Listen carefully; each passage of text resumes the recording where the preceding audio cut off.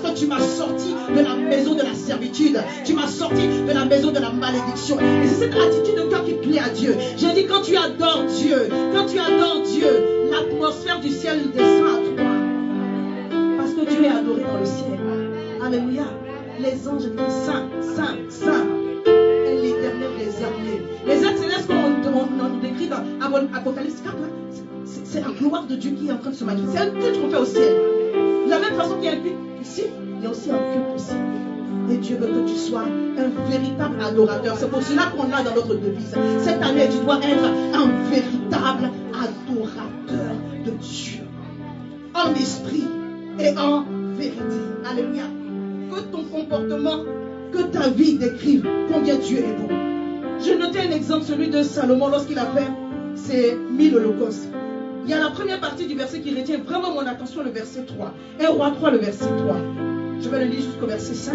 La Bible nous dit, l'Éternel, Salomon aimait l'Éternel et suivait les coutumes de David son père. Seulement, c'était sur les hauts lieux qu'on offrait des sacrifices et des parfums.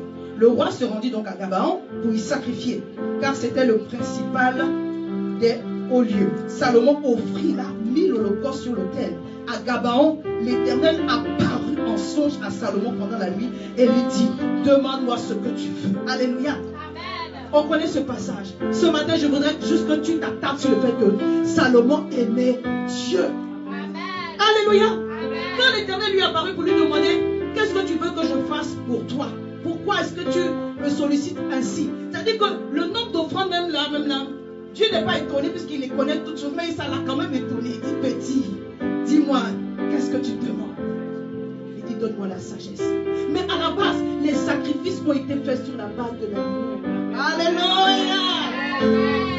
Quand tu adores Dieu, quand tu aimes Dieu, il viendra te rencontrer dans ton rêve. Je prophétise sur ta vie que ce mois de janvier, l'Éternel te rencontre dans ton rêve. Que tout ce qui était mauvais sera renversé. Et il viendra te faire une visitation divine qui va changer le cours de ta vie au nom de Jésus. Oui, Dieu peut rencontrer quelqu'un dans son rêve. Alléluia. Le jeudi, on va étudier cela. Amen. Comment José? Toute l'église est invitée. La dernière étude, c'est tous les jeudis. Le mercredi, on prie. Le jeudi, on étudie la parole. Et le vendredi, on intercède. Je ne veux pas que tu rates ce jeudi. On va donner les secrets. On va donner les bases sur comprendre les songes. Alléluia. Pour que tu sois orienté prophétiquement et que tu ne sois pas perdu. Mais je voudrais encourager une personne. Dieu peut venir te rencontrer dans ton rêve. Mon fils, pour qui on a prié la dernière fois, m'a donné un témoignage aussi, que je n'ai pas un de mes fils qui est derrière là-bas. Il dit, pasteur, quand on a prié, le lendemain que j'ai rêvé, je me suis rappelé. Alléluia. Je vais poser sa question. Est-ce qu'on peut acclamer Jésus? Que tous les blocages sataniques, diaboliques, sortent maintenant au nom de Jésus. Et quand tu reçois de l'instruction divine pour l'orientation divine dans le puissant nom de Jésus. Alléluia. Donc l'Éternel attend ton abaissement, ton amour, ton adoration pour se glorifier encore davantage. Et Abraham a compris qu'avant que j'aille plus loin, on commence d'abord par adorer. Alléluia. Dis avec moi, à Sichem, on adore Dieu. À Sichem, on honore Dieu. À Sichem, on adore Dieu. On honore Dieu. Là où Dieu est honoré, il se manifeste. Alléluia. On va voir le deuxième autel pour avancer. Alléluia. Toujours dans Genèse 12, à partir du verset 8. La Bible dit, il se transporta de là vers la montagne. Alléluia. Donc, Abraham se transporta de là vers la montagne à l'orient de Bethel. Et il y dressait là ses tentes. Ayant Bethel à l'occident et Haïn à l'orient, il bâtit là un autel à l'Éternel. Il invoqua le nom de l'Éternel. Abraham continua ses marches en s'avançant vers le midi. Alléluia. Amen. La Bible dit, il a continué sa route et il est arrivé dans un endroit qui s'appelle Bethel. Il a dressé ses tentes et là il a encore invoqué l'Éternel. Quand vous voyez dans la Bible invoquer l'Éternel, ça veut dire qu'il a prié Dieu. Alléluia. Alléluia. Alléluia. Soyez avec moi. Qu'est-ce que veut dire Bethel? Bethel. Amen. Ah, il y a des érudits ici.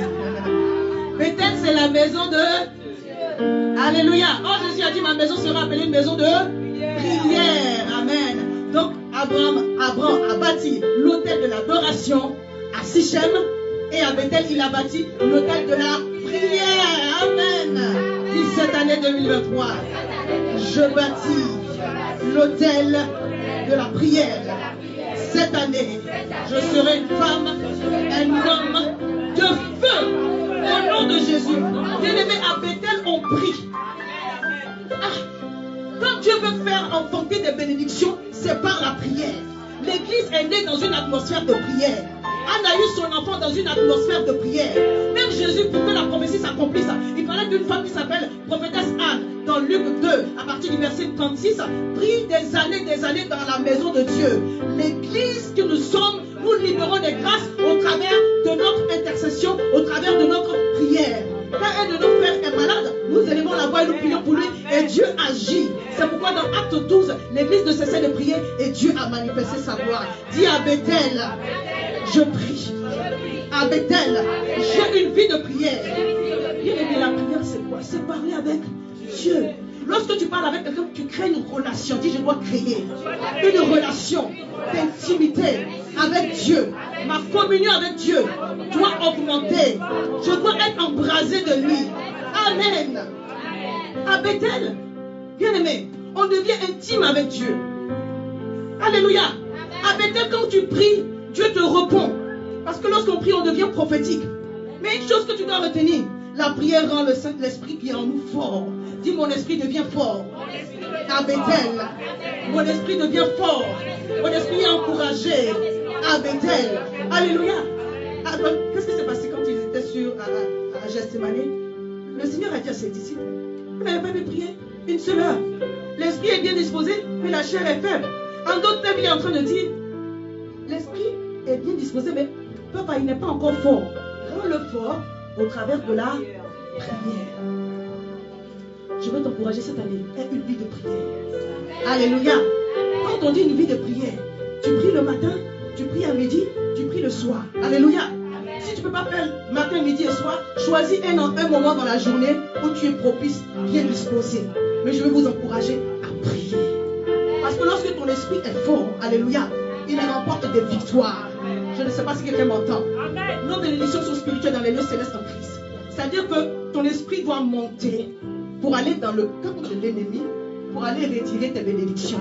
C'est par le sang de l'agneau. Mais comprenez-moi bien. Lorsque je suis en train de prier ici, je me trouve physiquement ici, mais mon esprit se retrouve dans la présence de Dieu. Est-ce que quelqu'un m'entend? Pendant que je suis en train de prier ici, mon corps est ici, mais ma présence, mon esprit est devant le trône de la grâce. Alléluia. Ton esprit ne peut pas monter dans la présence de Dieu et puis ne rien recevoir. C'est des choses pas possibles. Amen. De la même manière que ton esprit se retrouve dans la présence de Dieu, ton esprit aussi peut se retrouver dans le camp de l'ennemi. Sur le champ de bataille. Est-ce que je peux m'expliquer? Alléluia. Alléluia. Ça veut dire que ton esprit va dans des lieux spirituels, dans des hauteurs, dans la présence de Dieu. Mais des fois, ton esprit doit aller intimider le diable sur son terrain. Amen. Bien.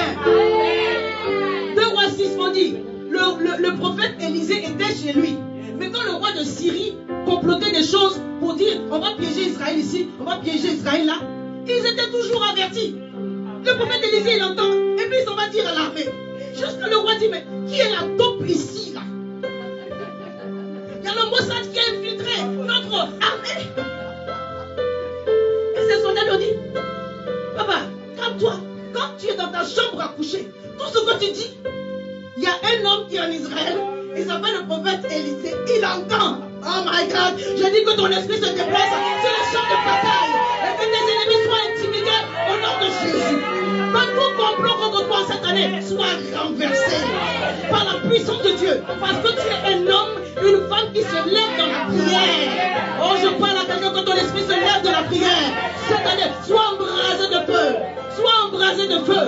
C'est pourquoi je vais vous encourager à faire des prières ferventes. Quelqu'un m'a entendu? Ce matin, ce jeudi, je l'ai dit un peu. J'accompagne maman José sur le moment. Alléluia. Quand tu pries, prie avec ferveur. Si tu commences aussi à crier, tu ne vas pas arriver loin. Quelqu'un m'a entendu? Ta voix va. Tu vas boire, quand tu vas boire, c'est bien, il faut boire. Commence en douceur. Rama broche braisi. Ebro mabai kinde lorobo sofra kaya dare boshe. Mabre yo korobo sebraye kete marabaye boso. Ibara debo, ibara debo, ibara debo, ibara debo. Mebra yo koma shiba kandisi kalebo he. Ibe abobo hikate hilaba. Mayo koribo sabraye deko.